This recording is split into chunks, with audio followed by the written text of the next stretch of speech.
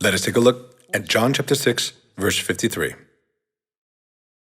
Jesus said to them, I tell you the truth, unless you eat the flesh of the Son of Man and drink his blood, you have, what do you not have?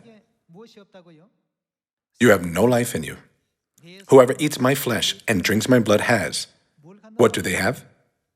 Eternal life, and I will raise him up at the last day. What did Jesus mean when he said, whoever eats my flesh and drinks my blood has eternal life? According to the Bible, who alone has immortality? Only God has eternal life. The fact that we are given eternal life proves that we have become the children of God, doesn't it? Let's turn to the book of Matthew, chapter 26, verse 17. On the first day of the feast of unleavened bread, the disciples came to Jesus and asked, where do you want us to make preparations for you to eat the Passover? He replied, go into the city to a certain man and tell him, the teacher says, my appointed time is near. I'm going to celebrate the Passover with my disciples at your house. So the disciples did as Jesus had directed them and prepared the Passover.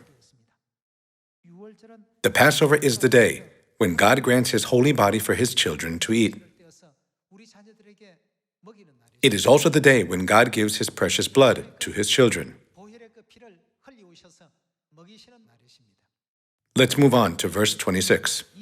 While they were eating, Jesus took bread, gave thanks and broke it, and gave it to his disciples, saying, take and eat, this is my body.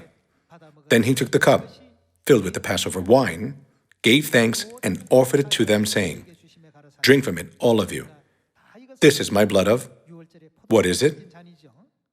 My blood of the covenant, which is poured out for many for the forgiveness of sins.